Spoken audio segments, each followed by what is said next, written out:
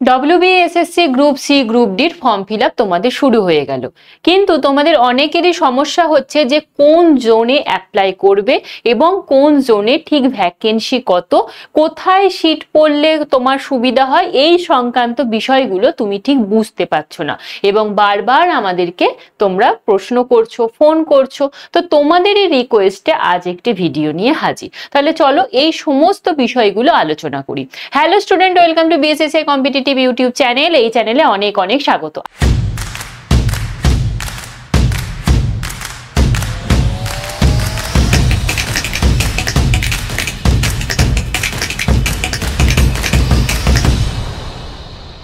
আজকে আমাদের আলোচনার বিষয় হচ্ছে WBSSC group C group D 2025-এর যে নিয়োগ বিজ্ঞপ্তি বেরিয়েছে, যার ফর্ম ফিল আপ চলছে, সেখানে জোন ওয়াইজ তোমাদের নিয়োগ হবে। তো জোন ওয়াইজ ভ্যাকেন্সিও প্রকাশিত হয়েছে, কোন জোনে অ্যাপ্লাই করলে তোমার পক্ষে সুবিধাজনক হবে এবং সেখানে কম্পিটিশন কম হবে, এই সমস্ত বিষয়গুলোই কিন্তু আজকে আলোচনা করব। তাহলে চলো একে একে দেখে নিই। তবে তার আগে একটু দেখে নাও গুরুত্বপূর্ণ তারিখটা, অর্থাৎ কতদিন পর্যন্ত ফর্ম ফিল আপ চলবে। তোমাদের বিজ্ঞপ্তিটা প্রকাশ হয়েছে 9-10-2025 এবং আবেদন শুরু হয়েছে 3-11-2025 এবং আবেদন শেষ হবে তোমাদের 3রা ডিসেম্বর বিকাল 5টা পর্যন্ত এবং আবেদন মূল্য জমা করার শেষ সময় বা তারিখ হচ্ছে 3রা ডিসেম্বর রাত 11:59। আশা করছি এই বিষয়টা সকলে ইতিমধ্যে জেনে গেছো, তাও আরেকবার রিমাইন্ড দিয়ে দিলাম। এরপর হচ্ছে বয়সসীমা। বয়সসীমা নিয়ে অনেকেই প্রশ্ন করছো। বয়সসীমা কিন্তু দুটোর ক্ষেত্রেই 18 থেকে 40 এবং সরকারি নিয়ম অনুযায়ী ওবিসি এসসি এসটি প্রার্থীরা যেমন ছাড় পায়, এই ক্ষেত্রেও ঠিক তাই। ওবিসিরা 3 বছর বয়স এক্সট্রা পাবে, অর্থাৎ 43 বছর বয়স, এবং এসসি এসটিরা 45 বছর বয়স পর্যন্ত আবেদন করতে পারছে। এবং 2016 সালে যারা পরীক্ষা দিয়েছিল তারা কিন্তু এই বয়সের ছাড়ও পাবে, অর্থাৎ চাকরি হারা প্রার্থীরা কিন্তু বয়সের ছাড় পাবে। যদি কেউ 2016 সালে পরীক্ষায় বসে কিন্তু সে পাশ করতে না পারে, সে কিন্তু বয়সের ছাড় পাবে না। শুধুমাত্র যারা 2016 সালে পরীক্ষা দিয়ে নিয়োগ পেয়েছিল সেই সমস্ত চাকরিহারা প্রার্থীরাই কিন্তু বয়সের ছাড়টা পাবে। চলো এরপর দেখে নেব বেতন কাঠামো। গ্রুপ সির ক্ষেত্রে বেতন কাঠামো হচ্ছে 29,102 এবং গ্রুপ ডির ক্ষেত্রে হচ্ছে 22,776। শিক্ষাগত যোগ্যতা, গ্রুপ সির ক্ষেত্রে শিক্ষাগত যোগ্যতা হচ্ছে ন্যূনতম মাধ্যমিক পাশ করে থাকতে হবে এবং অবশ্যই কিন্তু কম্পিউটার চালানোয় দক্ষ হতে হবে। এবার তোমরা অনেকে প্রশ্ন করছো যে তোমাদের ডকুমেন্টস কি লাগছে। ডকুমেন্টসের ক্ষেত্রে বলি, কোনো রকম কোনো ডকুমেন্টস লাগছে না, শুধুমাত্র ছবি এবং তার সাথে সিগনেচার যেটা বলা হয়েছে সেটা লাগছে। এবং যখন ফর্ম ফিল আপ করতে যাবে অবশ্যই মাধ্যমিকের রেজাল্টটা নিয়ে যাবে, কারণ তোমাকে সেখানে নাম্বার পুট করতে হবে। এই হচ্ছে তোমার ডকুমেন্ট। আর তাছাড়া কম্পিউটারের জন্য কোনো ডকুমেন্টস লাগছে না, তবে কম্পিউটারের জন্য গ্রুপ সির ক্ষেত্রে কিন্তু তোমাদের পরীক্ষা দিতে হবে, টাইপিং টেস্ট দিতে হবে এবং সেই টাইপিং টেস্টটা কিন্তু খুব সামান্য একটা টাইপিং টেস্ট, খুব সহজ। যারা একটু কম্পিউটার জানো তারা অনায়াসেই করতে পারবে। মানে সেই বাকি যেমন টাইপিং টেস্ট থাকে যে 35 WPM, সেই রকম থাকবে না। হয়তো ওই পার মিনিটে তোমাদের 10টা ওয়ার্ড বা 20টা ওয়ার্ড হয়তো টাইপ করতে হতে পারে, এই রকম।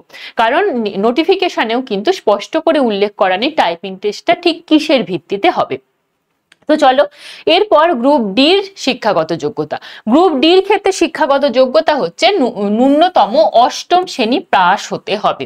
এক্ষেত্রে যারা মাধ্যমিক, উচ্চ মাধ্যমিক বা গ্র্যাজুয়েশন, পোস্ট গ্র্যাজুয়েট করেছো তারাও কিন্তু অ্যাপ্লাই করতে পারবে, কোনো অসুবিধা নেই এতে। এরপর দেখে নাও যে শূন্যপদ। শূন্যপদ হচ্ছে গ্রুপ সির ক্ষেত্রে মোট শূন্যপদ 2,989 এবং গ্রুপ ডির ক্ষেত্রে 5,488। টোটাল শূন্যপদ হচ্ছে 8,477। এবার আগে যেটা 2016 সালে নিয়োগ হয়েছিল সেটা বাদ দিয়ে এবছরে যে ভ্যাকেন্সিটা ইনক্রিজ করেছে সেটা হচ্ছে গ্রুপ সির ক্ষেত্রে 571 এবং গ্রুপ ডির ক্ষেত্রে 1000। টোটাল 1,571টা সিট কিন্তু তোমার বৃদ্ধি পেয়েছে। তো চলো এরপর আমরা দেখে নেব যে জোন ওয়াইজ ভ্যাকেন্সি। দেখো জোন ওয়াইজ ভ্যাকেন্সি গ্রুপ সির ক্ষেত্রে রেখেছি সেখানে টোটাল ভ্যাকেন্সি অর্থাৎ অল মিডিয়াম, তোমরা জানো এখানে মিডিয়ামও তোমাকে চুজ করতে হবে, অর্থাৎ বাংলা মিডিয়াম, হিন্দি, নেপালি, ইংলিশ, উর্দু, এই সমস্ত মিডিয়ামগুলো তোমাকে চুজ করতে হবে এবং সেই যে মিডিয়ামে তুমি অ্যাপ্লাই করবে সেই মিডিয়ামের ভাষাটা তোমাকে কিন্তু মাধ্যমিক স্তরে বা উচ্চ মাধ্যমিক স্তরে পড়ে থাকতে হবে, তবেই তুমি কিন্তু অ্যাপ্লাই করতে পারবে।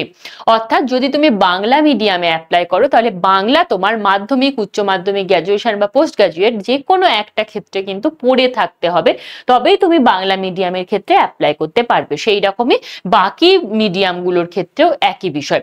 তাহলে জোন ওয়াইজ ভ্যাকেন্সি আবার মিডিয়াম ওয়াইজ ভ্যাকেন্সি, ভ্যাকেন্সিটা কিন্তু পুরো ডিস্ট্রিবিউট হয়ে যাচ্ছে, এই কারণেই আমাদেরকে জানতে হবে ঠিক কোন জোনে তুমি অ্যাপ্লাই করবে। তাহলে চলো পুরো বিষয়টা দেখি। এটা হচ্ছে অল মিডিয়ামে টোটাল ভ্যাকেন্সি হচ্ছে 2989 এবং তোমাদের ইস্টার্ন রিজিয়নে টোটাল ভ্যাকেন্সি হচ্ছে 717, নর্দার্নে হচ্ছে তোমার 615, সাউথ ইস্টার্নে হচ্ছে 443, সাউথার্ন রিজিয়নে হচ্ছে তোমার 491 এবং ওয়েস্ট রিজিয়নে হচ্ছে তোমার 723টি। এরপর আমি শুধুমাত্র বাংলা মিডিয়ামেরটা রেখেছি, বাকি মিডিয়ামগুলো রাখিনি। তোমাদের যদি প্রয়োজন হয় কমেন্ট করো, আমি সেখানে বলে দেব। এবার এই যে বাংলা মিডিয়াম হলো, সেই বাংলা মিডিয়াম বা অন্যান্য মিডিয়ামেরও কিন্তু আবার ভাগ হয়ে যাচ্ছে। কিরকম ভাগ না, একটা হচ্ছে মেল ফিমেল বোথ আর একটা হচ্ছে অনলি ফিমেল। তাহলে আমরা যদি দেখি টোটাল একটা ভ্যাকেন্সি, সেই টোটাল ভ্যাকেন্সিটা কি হচ্ছে, অল মিডিয়ামের মধ্যে ডিস্ট্রিবিউট হচ্ছে। প্রথমে অল মিডিয়ামের মধ্যে ডিস্ট্রিবিউট হচ্ছে, তারপর সেই অল মিডিয়াম থেকে আবার যেমন বেঙ্গলি, ইংলিশ, হিন্দি, তোমার উর্দু, তারপর নেপালি, এরকম ভাবে আরো ভাগগুলো হচ্ছে। এবার এই বাংলা বলো বা ইংলিশ বলো, এখান থেকেও আবার দুটো ভাগ হচ্ছে, একটা হচ্ছে মেল ফিমেল বোথ আর একটা হচ্ছে ফিমেল। প্রত্যেকটার ক্ষেত্রেই একই, একটা মেল ফিমেল বোথ আর একটা হচ্ছে ফিমেল। অর্থাৎ মেল ফিমেল বোথ মানে যে ভ্যাকেন্সিটা থাকবে সেই ভ্যাকেন্সিটায় ছেলেরাও কম্পিটিশন করবে এবং মেয়েরাও কম্পিটিশন করবে। আর ফিমেলের যে ভ্যাকেন্সিটা সেটাতে কিন্তু শুধুমাত্র ফিমেল ক্যান্ডিডেটরাই কিন্তু কম্পিটিশন করবে। তাহলে আশা করছি এই বিষয়টা তোমাদের ক্লিয়ার হলো। যদি ক্লিয়ার না হয় অবশ্যই কমেন্ট বক্সে কমেন্ট করো। এবার দেখে নাও বাংলা মিডিয়ামে মেল ফিমেল বোথ যেটা আছে সেখানে ভ্যাকেন্সি কত। মেল ফিমেল বোথে টোটাল ভ্যাকেন্সি রয়েছে বাংলা মিডিয়ামের ক্ষেত্রে 2406টা।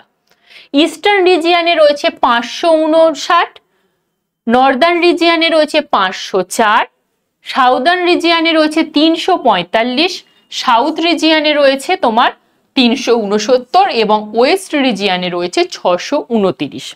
এবার বেঙ্গলি মিডিয়াম অনলি ফিমেলের ক্ষেত্রে টোটাল ভ্যাকেন্সি হচ্ছে 483, ইস্টার্ন রিজিয়নে 121, নর্দার্ন রিজিয়নে 91, সাউথ ইস্টার্ন রিজিয়নে 90, সাউদার্ন রিজিয়নে 95 এবং ওয়েস্ট রিজিয়নে 86। এই হচ্ছে গ্রুপ সির ক্ষেত্রে টোটাল ভ্যাকেন্সি। এবার তুমি বলো আমরা ম্যাক্সিমাম প্রার্থীরা কোথায় অ্যাপ্লাই করব? বাংলা মিডিয়ামে। বাংলা মিডিয়ামের ক্ষেত্রে যখন অ্যাপ্লাই করলে, পরীক্ষা দিলে, পরীক্ষা দেওয়ার পরে ইন্টারভিউ হলো, তারপর যখন ফাইনাল তোমাদের মেরিট লিস্ট প্রকাশিত হবে, সেখানে কিন্তু ছেলে মেয়ে উভয়ই যাচ্ছে। প্রথমে এই ভ্যাকেন্সিটা ক্লিয়ার হবে, তারপর যারা মেয়েরা থাকবে তারা কিন্তু এই ভ্যাকেন্সিটাতেও আসতে পারবে। তাহলে মেয়েদের ক্ষেত্রে কিন্তু এক্ষেত্রে সুযোগ বেশি এবং এসএলএসটি বা এসএসসির সমস্ত পরীক্ষাতেই কিন্তু একইভাবে চলে আসে। তো আশা করছি বুঝতে পারলে যে বাংলা মিডিয়ামের ক্ষেত্রে তোমার eastern region, Northern region, south eastern region এই সমস্তগুলোতে তোমার সিট বেশি এবং এই জায়গাগুলোতে তোমার কিন্তু ভ্যাকেন্সি অনেকটাই বেশি, এবং ভ্যাকেন্সি বেশি মানে সেখানে কিন্তু কম্পিটিশনও বেশি হবে। কেন কম্পিটিশন বেশি হবে সেটা কিন্তু কোন জোনে কোন কোন ডিস্ট্রিক্ট পড়ছে সেটা দেখলেই বুঝবে। চলো সেটা নিয়েও আলোচনা করব, তবে তার আগে জোন ওয়াইজ গ্রুপ ডির একটু ভ্যাকেন্সিটা অ্যানালিসিস করে নিই। অল মিডিয়াম ওই একইভাবে, সেই অল মিডিয়ামে টোটাল ভ্যাকেন্সি রয়েছে তোমাদের 5489, ইস্টার্ন রিজিয়নে রয়েছে 995, নর্থে রয়েছে তোমার 1607, সাউথ ইস্টার্নে রয়েছে 534, সাউদার্ন রিজিয়ানে রয়েছে 680, ওয়েস্ট রিজিয়ানে রয়েছে তোমার 1673। এবার বাংলা মিডিয়ামের মেল ফিমেল বোথে টোটাল শূন্যপদ হচ্ছে 4288, ইস্টার্ন রিজিয়ানে 776, নর্দার্ন রিজিয়ানে 1271, সাউথ ইস্টার্ন রিজিয়ানে 372, সাউদার্ন রিজিয়ানে 499, ওয়েস্টার্ন রিজিয়ানে তোমার 1410। এরপর অনলি ফিমেল যেটা ভ্যাকেন্সি, টোটাল ভ্যাকেন্সি হচ্ছে 1021, ইস্টার্ন রিজিয়ানে 211, নর্দার্ন রিজিয়ানে 281, সাউথ ইস্টার্নে 132, সাউদার্নে তোমার হচ্ছে 145 এবং ওয়েস্টার্ন রিজিয়ানে হচ্ছে 252। তাহলে বুঝতে পারছো এখানে কিন্তু শূন্যপদ সব থেকে বেশি ওয়েস্টার্ন রিজিয়ানে। বাংলা মিডিয়ামের মেল ফিমেল বোথের ক্ষেত্রে ওয়েস্টার্ন রিজিয়ানে সব থেকে শূন্যপদ বেশি, আর শুধু ফিমেলদের ক্ষেত্রে কিন্তু নর্থ রিজিয়ানে বা নর্দার্ন রিজিয়ানে তোমার 281টি শূন্যপদ, এটাই সব থেকে বেশি। চলো এরপর আমরা দেখে নেব যে তোমরা কোন ডিস্ট্রিক্ট হলে কোন জোনে অ্যাপ্লাই করতে পারবে। তো চলো এবার দেখে নিই যে কোন রিজিয়নে কোন জেলা পড়ছে, তাহলে বুঝতে পারবে যে তোমার কোন রিজিয়নে অ্যাপ্লাই করাটা সেফ হবে। তো চলো প্রথমে ইস্টার্ন রিজিয়ন। ইস্টার্ন রিজিয়নে দেখো বীরভূম, পূর্ব বর্ধমান, পশ্চিম বর্ধমান, হুগলি এবং এর হেডকোয়ার্টার হচ্ছে পূর্ব বর্ধমান। ঠিক আছে, এই জেলাগুলো পড়ছে তোমার ইস্টার্ন রিজিয়নের মধ্যে।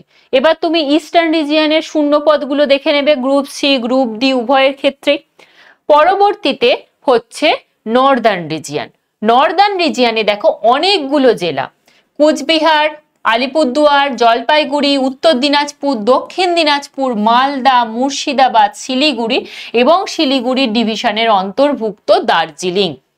এই এতগুলো জেলা হচ্ছে তোমার নর্দার্ন রিজিয়নের মধ্যে হয়েছে। এরপরে আমরা চলে যাব সাউদার্ন রিজিয়নে। সাউদার্ন রিজিয়নে কি কি পড়ছে? কলকাতা, হাওড়া আর দক্ষিণ 24 পরগনা, এই তিনটি জেলা।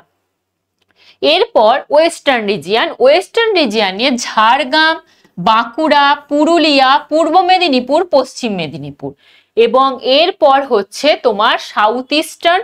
সাউথ ইস্টার্নের মধ্যে নদিয়া, উত্তর 24 পরগনা। সাউথ ইস্টার্নে এই দুটোই কিন্তু তোমার মেইন জেলা থাকছে। তাহলে বুঝতে পারলে কোন জোনে ঠিক কোন জেলাগুলো রয়েছে এবং সেই জেলার মানুষেরা ঠিক কেমন ভাবে পড়াশোনা করে বা সেই জেলার জনসংখ্যা কেমন, এই বিষয়গুলো তোমরা এখন অবগত। তো তোমরা, আমি বলবো দেখো সমস্ত জায়গাতেই কিন্তু কম্পিটিশন সেম হবে। ঠিক আছে, তোমার দরকার একটি সিট এবং বাড়ির কাছে চাকরি হলে সবাইয়েরই সুবিধা। তাই আমি বলবো যে তোমার বাড়ির কাছে, মানে তোমার বাড়ি যে জোনে, সেখানেই তুমি অ্যাপ্লাই করো, সেটাই তোমার জন্য সেফেস্ট জোন হবে যদি তোমার প্রস্তুতি ঠিক থাকে। তো এই বিষয়ে আরও যদি কোনো প্রশ্ন থাকে, যদি কেউ বুঝতে পেরে না থাকো, তাহলে অবশ্যই কমেন্ট বক্সে কমেন্ট করো। সমস্ত উত্তর নিয়ে আমি আবার হাজির হব এই চ্যানেলে। আর ততক্ষণ পর্যন্ত বলবো যে প্রস্তুতি কিন্তু বজায় রাখো, কারণ পরীক্ষা কিন্তু জানুয়ারি মাসেই হবে এবং জানুয়ারি মাসের 2nd আর 3rd উইক। আর এই ক্ষেত্রে তোমাদের অনেকের প্রশ্ন থাকছে যে group C group D form কি একসাথে ফিল আপ করতে পারবো? হ্যাঁ, গ্রুপ সি গ্রুপ ডি দুটো ফর্মই তোমরা একসাথেই ফিল আপ করতে পারবে।